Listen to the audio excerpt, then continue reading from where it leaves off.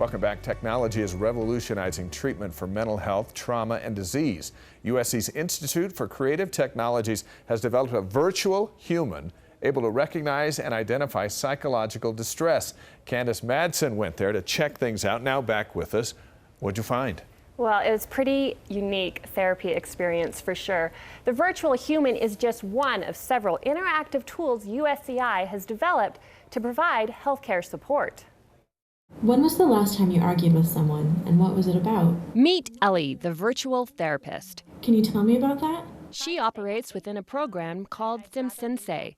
The program uses a webcam and Xbox Connect infrared sensors to read movement and identify nonverbal cues on a user's face. We also track the head position, like how it's oriented. As Ellie talks with the user, Where are you from originally? the Connect tracks cues like eye movement and smile intensity. Oh, I'm from LA myself. SimSensei is not designed to be a replacement for a clinician at all.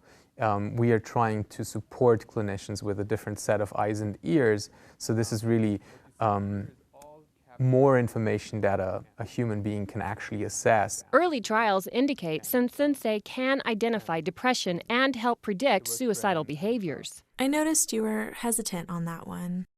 Would you say you are generally a happy person? Surprisingly, most people had no problem opening up to Ellie. The way that people perceive Ellie, that she's so non-judgmental, she's so friendly to people that everybody loved her. Ellie could also be useful with telemedicine or remote education, and she's even being experimented with to help autistic adults deal with difficult social situations like job interviews. For example, the virtual human could be a very friendly character, but also a very critical or hostile character, and you could be prepared, or you can prepare yourself for all kinds of situations. It is user-friendly. It's in many ways it's plug and play. Another project that can improve access to care is called Games for Rehab. I have to stand up to get this red one, and then I have to go back to sitting down, which can be an exhausting task for somebody. This program also uses Connect technology. And if I wanted, I could have the target really far forward, requiring like a lunge. This system specifically is great because of the feedback is appropriate for rehab.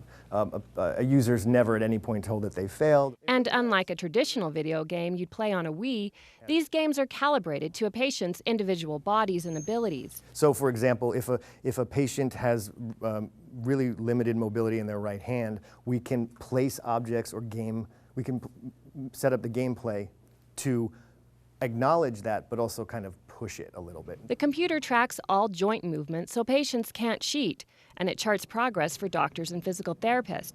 Games can also help with cognitive function. Keeping numbers in working memory is part of typical, cognitive assessment and rehab work. So Customized video games, virtual humans. All of this technology could go a long way in breaking down barriers to care. Researchers hope virtual humans like Ellie could one day hasten access to care with kiosks at places like VA hospitals. The technology has also been tested at a children's hospital. Okay, so you met Ellie. I did. What did you think? I was surprised. I got sucked in. Yeah? She totally can read your body movement, so I found myself totally bearing my soul to a computer. Really, the future of this, people go on the internet and bare their soul to complete strangers, so I imagine that they go, hey, there's a market here for online therapy. Well, or online, or let's say you go to the VA hospital and they have a kiosk set up. It's private.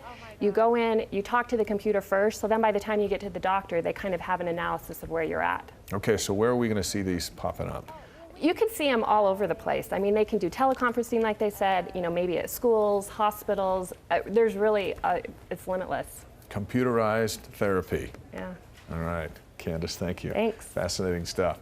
A boy who grew up alone on the streets of Ethiopia has just begun a new life here in America. He overcame all kinds of obstacles to get here and finally has the one thing he's always wanted, a family. Lots of happy homecomings at Salt Lake International, but this one is a bit unusual. This family's anxiously waiting to meet their new brother, some of them for the first time. You hear what he's been through, and we just want to give this kid a better life, make a difference in him. Back. It's been a long wait and an incredible journey for the boy from Ethiopia. The first thing that makes me smile about Anwar is his smile. A smile that hides a lot of pain. Anwar never knew his mother, and when he was 7, his extended family kicked him out. because they couldn't afford to feed and clothe him. He begged for food and at night took refuge in this bamboo tree.